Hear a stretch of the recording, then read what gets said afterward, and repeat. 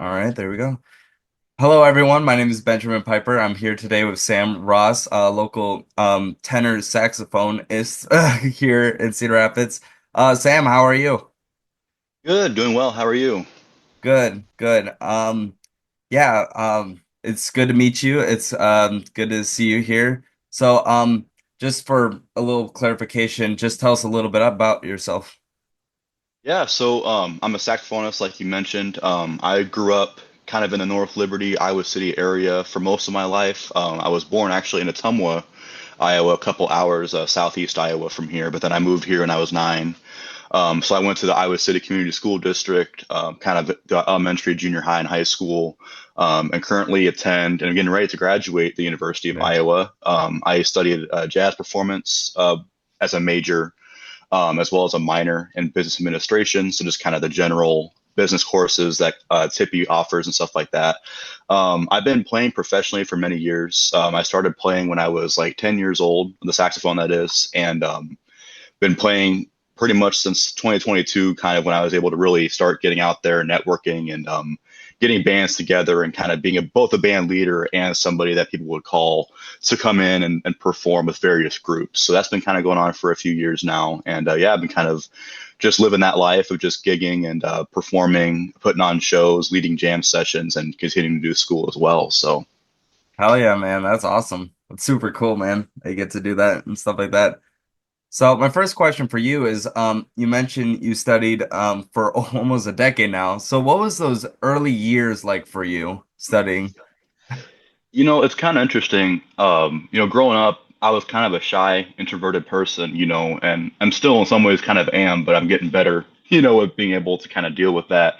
And I feel like many, kids in that age when I was 10 years old, I was trying to kind of find that friend group. Hmm. And especially after I had just moved, like I got to a whole different school.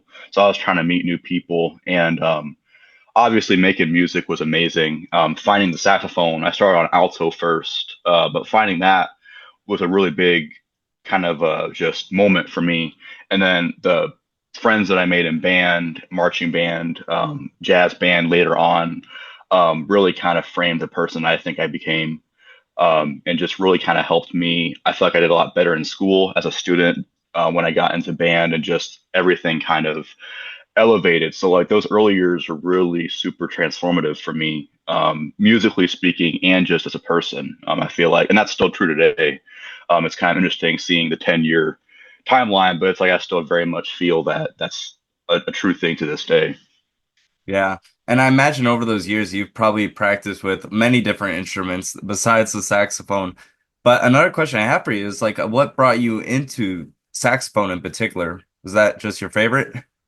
Yeah, it's kind of funny. I tell people all the time, I actually didn't really come up in a jazz background. I found the music myself. I discovered it, through mostly, Miles Davis records, Dexter Gordon, Fats Waller, things of that nature. But I actually grew up on classic rock. Yeah. But funny enough, saxophone exists there too. Yeah. Obviously later on in the timeline, but I was a huge fan of like Bob Seger and the Silver Yeah. Bullet Band. That was what I grew up on. So I was Oh, listening to yeah. Turn the Page and songs like that, and it was just like kind of interesting to see like out of all the instruments, obviously there's a lot of horns that have gone to different genres like ska and reggae and of course funk. It's a really big thing. But like the saxophones really kind of transcended, I think, almost every genre at this point in some to some degree.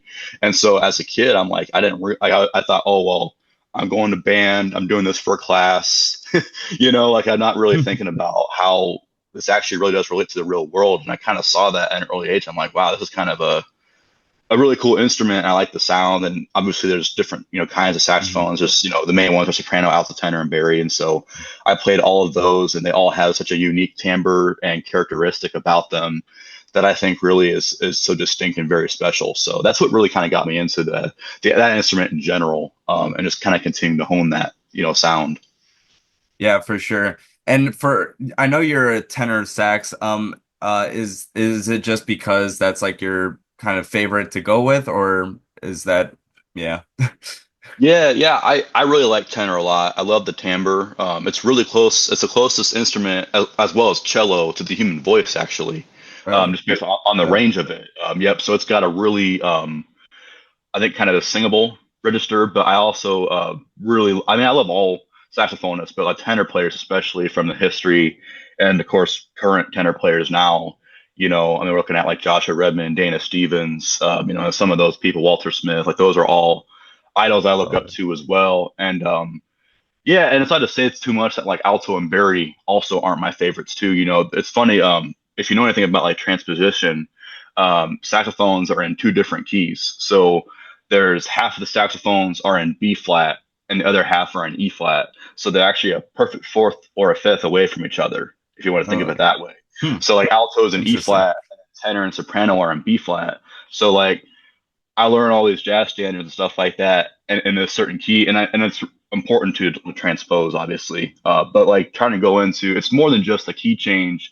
I feel like I was kind of mentioning before, they all have their own kind of distinct characteristic and personality. Like Yeah. I have my own sound on all of them, but Hmm. it's a different experience, different vibe when I'm Yeah. playing alto versus tenor. So I don't necessarily favor one over the other, but definitely prioritize tenor for sure, just because it's kind of my main instrument. Every saxophonist kind of has that point where it's like, huh, do I go for this? Do I go for that? And some guys they do everything, and that's kind of their what they do. But yeah, I definitely am more of a tenor player for sure. Yeah. And since you're a tenor player, do you have like a favorite genre you like to play more than others or a favorite song, if you will? Man, it's kind of funny because like I'm obviously more of a jazz background. I did do a little Yeah. bit of classical saxophone, in my Mm. earlier days, and I practice. It's not so much classical repertoire, but I do a lot of technique exercises that are more classical based, if you will. And that's kind of more what I grew up on. I'd say like right now it changes so much because I feel like I Yeah. get called for gigs where it's like right now I'm doing a lot more R&B stuff. I'm Yeah. recording more like as a sideman, and that's been really fun for me because I'm usually actually a band leader. The Yeah. vast majority of what I've been doing the last several years for festivals or shows, and jazz clubs and stuff like that have Yeah. been like Sam Ross Quintet, Sam Ross Quartet. So like it's been very much like me kind of leading the charge on that, which is great. But more recently, it's been a lot more of me just kind of getting hired in, like a hired gun almost, and I'm just kind of Yeah. recording things of that nature. So I really like R&B a lot, Yeah. old school R&B, especially like some of those horn lines that were kind of, if you about like Yeah. and stuff like that, like Voodoo, Brown Sugar. I mean, that's just some of the old late '90s, kind of R&B. And there's some really great records out now that I've been checking out, kind of on an R&B kick recently. But what I think is really cool about a lot of genres like R&B and hip hop Mm. and jazz is like they're all in some ways related. They're all kind of They adjacent to are. one another, and you got to learn obviously how to respect each genre and play in them. But I think what's really special about kind of just those genres in general is that they have a similar background, and so the artists that are up and coming in those genres also know the history and know the culture surrounding those other genres that came before, and they're kind of using that to propel a new subgenre or things of that nature, so I think that's kind of a really cool thing to note as well. It's like as I'm continuing to learn more about Yeah. music in general and honing in my craft, it's like that's something to very kind of a consideration to make. Yeah. Speaking of R&B, I got this one guy that I just did an interview, actually my last interview, Tevin Jones. He's the bartender at Hazards. Oh, you know him? I'm actually playing with him in a couple weeks. Oh my gosh. I'm like, I should hook you up with him. Oh wait, you're already doing Yeah, it. yeah. You're already doing it. God damn it. Yeah, he always plays at the Moco, but I can never catch him because I get off of work at 9 and usually he's performing at 9. So hopefully over Hmm. the summer here I can go see him. Maybe I'll run into you. Who knows? Yeah, I ran yeah, into you at the swing night at Ideal. That was a lot of yeah. fun. That was a Oh man. lot of fun. Yeah. I always love that's my favorite subgenre of jazz is just swing. Yeah, I'm a huge swing nerd and stuff like that. There's a lot of new stuff and then there's a lot of old stuff, but what I like about it is that they take inspiration, like you said, they have to know their history and they have to know where the background's from in order to play that kind of genre and to Hmm. perfect the craft as well. Absolutely. So, yeah. So tell us a little bit about the Sam Ross Quintet band, just a little bit. Yeah, so the way I kind of run things, I mean, it always has that name, and sometimes the group fluctuates a little bit, in just terms of who's available and stuff Mhm. like that. I always kind of have like my main crew, and I do a lot of shows, various different kinds of shows with that group. I've done something like the James Theater, some more like black box kind of theater vibes. I've done outdoor festivals, like I'm playing at Jazz Fest coming up here Oh on yeah, July 4th, 5 to 6 p.m. it's With fun. my quartet, and then doing a hit at Noche over in Des Moines, early August, which is actually the last gig that I kind of have here in Iowa before I go and move off to Ohio. But yeah, I mean, I kind of started it up originally as just like I actually had kind of a residency, if you will, over at Big Grove in Iowa City. Mhm. They used to do live music all the time, and it's kind of funny because like they always kind of had similar bands there. They had like they had like bands like the Surf Zombies and just different like rock bands and kind of like smaller like grunge and stuff like that. And Mhm. I kind of pitched the idea to do more of like an instrumental. I did like jazz, funk, fusion. Yeah, I was like really big into that's that and like fun. 22. And so I get like me and three or four of my friends, and we go and play there. And maybe we play like once, twice a month. I did like private events for them. They had like staff appreciation parties and stuff like that. And so that's kind of where it started. It was mostly for me just to be able to practice because I kind of came in, and I was just learning so much about music and kind of how to be a band leader, musician, a business person. Like there's just so many parts about being a freelancer that people don't really talk about. It's one aspect of it is being a better musician, but then there's like so many other parts. It's kind of the tip of the iceberg. And so I really put that group together to help myself learn more, and just kind of get experience in the field the best way I knew how. And I've done obviously since then. We went from Big Grove. We did, like I said, some festivals in like Dubuque. We did stuff in kind of the Quad Cities. And that's kind of where I kind of developed my ability as a band leader, just Mhm. coordinating schedules, getting together music, I got really into programming, set lists and stuff like Yeah, that. It's like I really am big on like, unless it's like a swing night where it's like everything's the same genre or similar, yeah, if I just have like a show that's just like this group, I'm really super careful about how the audience is going to perceive it, because hmm that's the main thing, right? It's not just so much yeah, about we're up here playing our tails off. That's as a part of it, but also considering people who are digesting and intaking what we're doing as we create. yeah, And so I was really big into programming and making sure that like I didn't have too much of one thing. My tempos for different songs were different, styles were different, meters were different. Have a waltz in there somewhere, something in 6/8. So it's just kind of having um, that and then kind of realizing like in real time, did this work out? Did it not? And I kind of troubleshooted that stuff. And so, and fast forwarding to now, yeah, I mean, it's a lot of the same stuff, but definitely playing in different areas, more bigger shows, and just kind of booking out, for festivals and stuff like that. So it's definitely grown a lot. It went from kind of the local brewery scene to playing that's almost out awesome. of state stuff like that. Yeah. So. Yeah. And you even got a couple festivals. I mean, the jazz festival in Iowa City is always a fun time to be at. Unfortunately, I can't make it this year, but definitely there's always a bunch of good venues, especially out in Ohio, Iowa, Yeah. other places. Speaking of which, is there if you could play anywhere in the world, any venue you want, where would it be?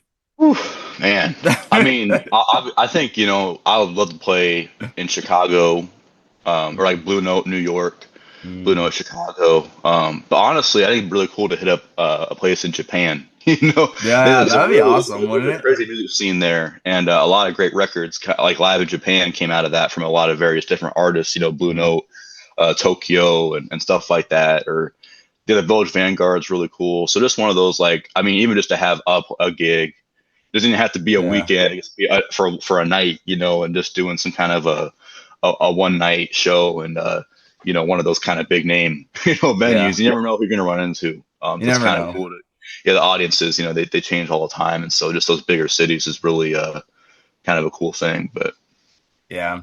Usually when I ask that question, everyone always says Red Rock. So I'm glad you said something different. that too. I mean, hey, if I got a chance, I want to turn it down. Yeah, exactly. Why would you? There's Right, always yeah. some really good venues out there that I know personally. You know, Salt Shed, House of Yep. Blues is another big one. Hmm. Um, of course, Carnegie Hall in New York. Yeah, yeah, yeah. A lot of history there too. But Yes.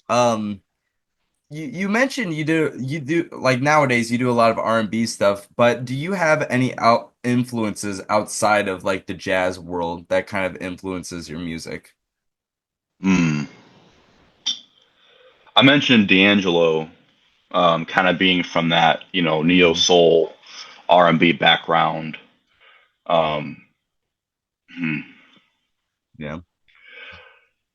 I feel like for me, there are horn players for sure in those genres that I would say for sure, definitely. If we're talking about like a lot of jazz guys actually going from back and forth between genres. If you know trumpet player Roy Hargrove, he was really big into that. Like he was a super big into kind of blending in hip hop and jazz and things of that nature. And there's a lot of players today doing that, still kind of continuing his Mhm. legacy of what he was doing.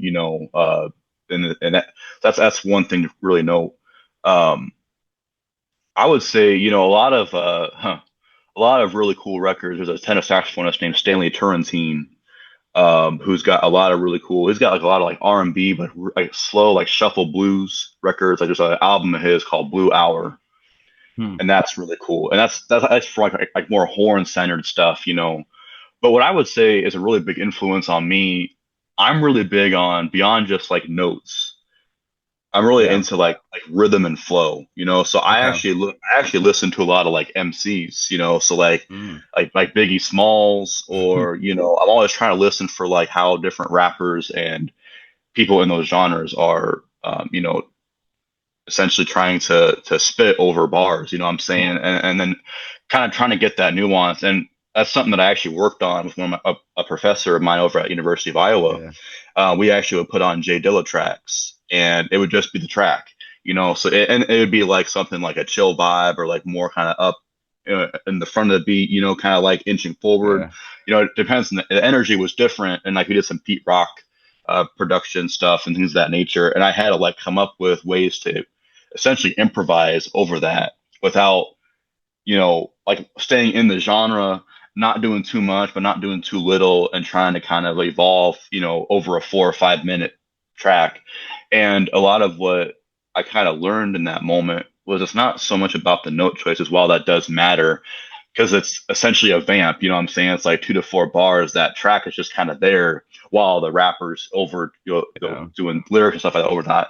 And what is kind of interesting is, and I almost did a full transcription of it, but just like the rhythm of like how Biggie Smalls would rap over it, or how how like J. Cole or even Kendrick would rap over it, or Snoop Dogg. They all have different flows, if that makes sense. Like you might have like Biggie's more that bump bump bump bump bump bump bump bump, kind of like that kind of a thing. So I was trying to really get inside of the rhythm, if Yeah. and that's a lot of what my influence was. So it's like a mixture of horn players and also singers, rappers, because I play with a lot of those people when I do that genre. So like I definitely don't want to turn my ears off to that. I'm trying to stay Mhm. attuned, and that gives me intel for how to kind of go about that genre, because like I already know how to play the horn. I already know kind of how to flip it to where I can sound like I belong in that genre. So now it's more just being aware of my surroundings. And when I listen to those recordings, like I was mentioning before, those reference recordings, I'm really trying to get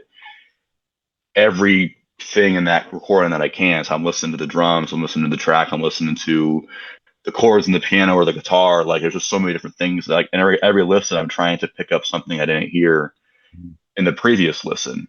I'm always just trying to. It's basically just gathering intel, gathering information, Yeah. and just being very meticulous and very thoughtful about how to go about it.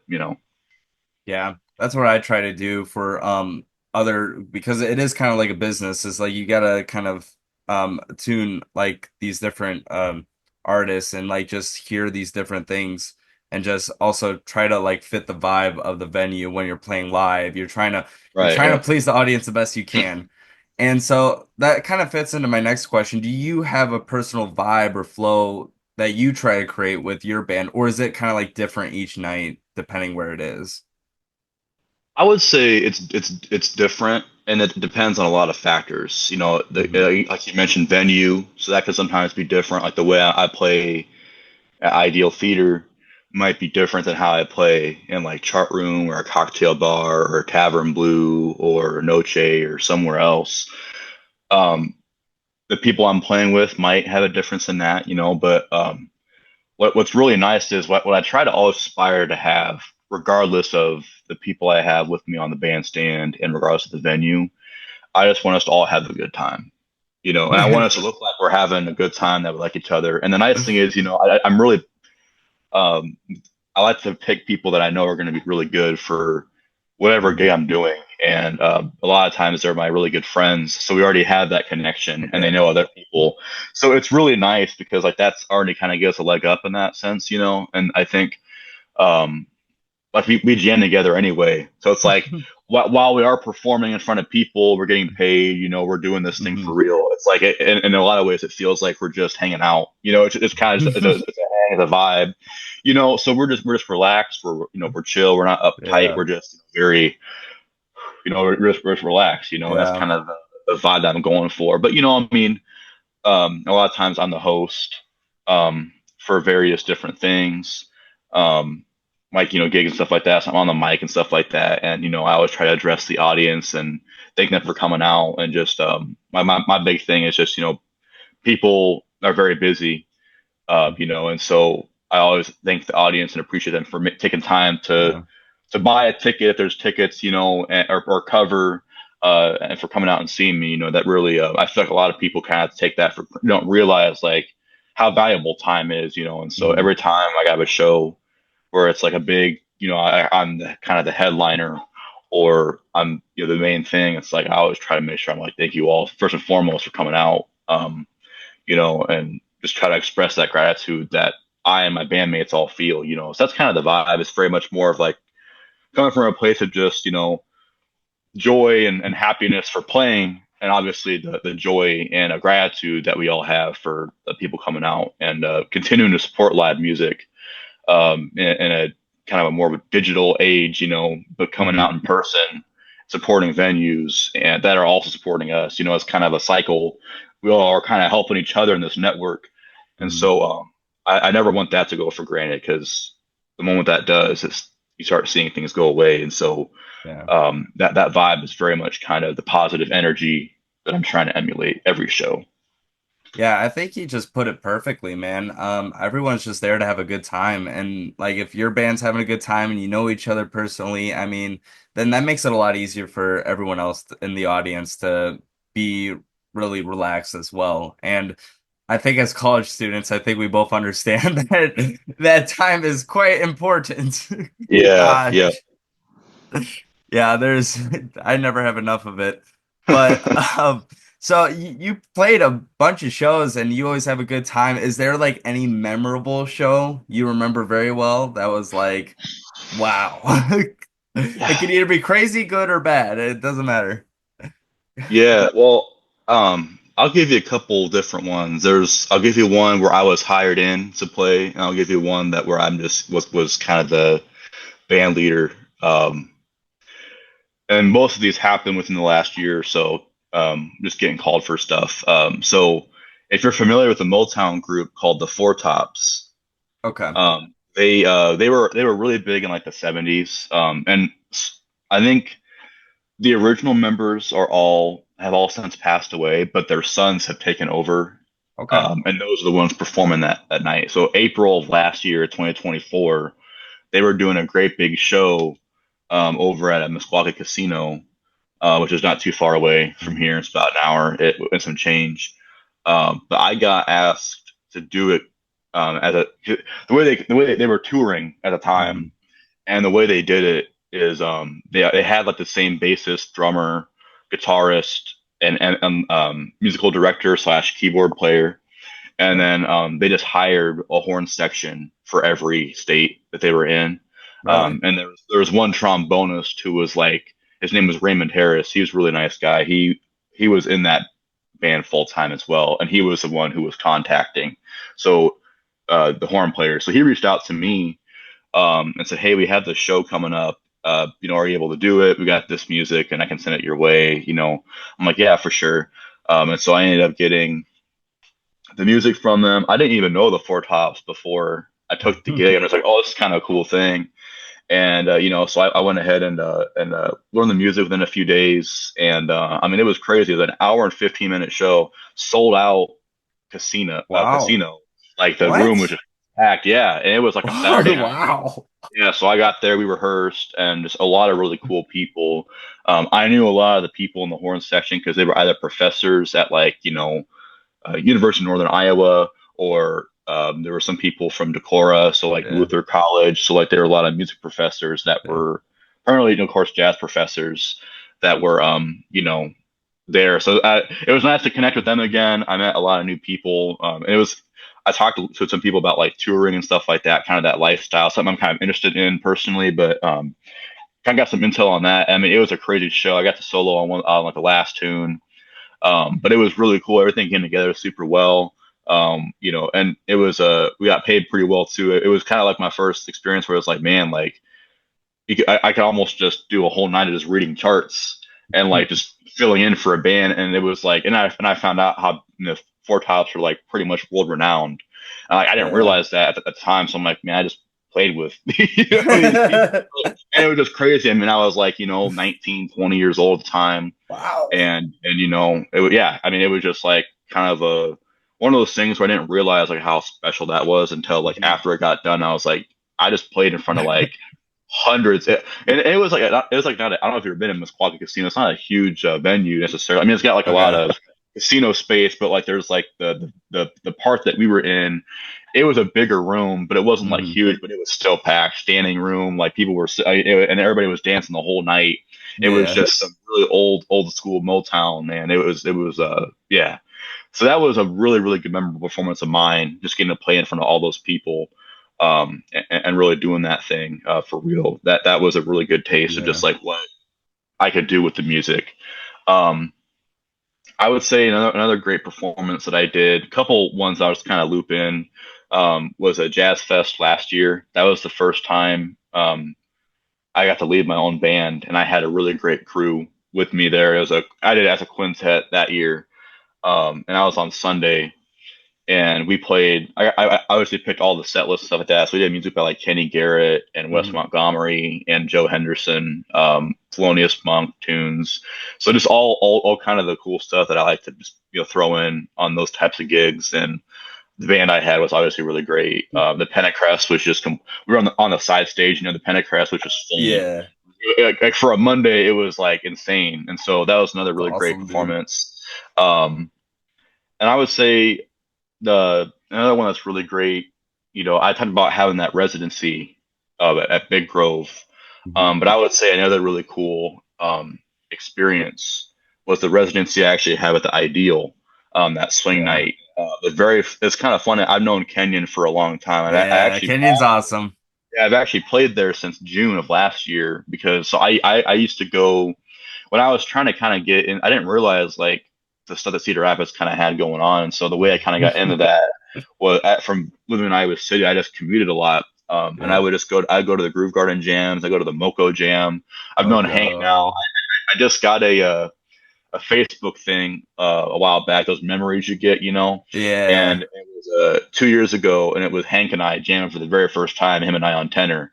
We were That's doing like awesome. we were doing a battle thing. It was kind of fun to look back on that, and I've been a lot since then as well. I did tenor and Barry in that jam a couple times, so like it was a really cool thing. And so I attended that jam. I attended back when the Groove Garden jam was on Sunday. I used to Okay. go all the time. And so yeah, it was really great. And I got to know Kenyon and Evan Stock and a lot of those guys that kind of are frequent that area a lot. And I actually met I actually met Evan and Drake Wilson, a couple of those guys, on a recording session. Not one that they were doing, but they were recording. There was a rapper that I was playing with. I think it might have been the first time that I played with a rapper for real. Back in Yeah. like I want to say 2023, early 2023, like February. Okay. He was going in for like an NPR Tiny Desk contest. And Okay. so we submitted some for that. That's how I met them. But anyway, long story short, I attended the jam sessions and met them through various means. And then starting in June of last year, I was talking to Kenyon a little bit, told her kind of my vibe, the instrumental jazz, kind of my main specialty, what I do for my shows. And there's a really good friend of mine.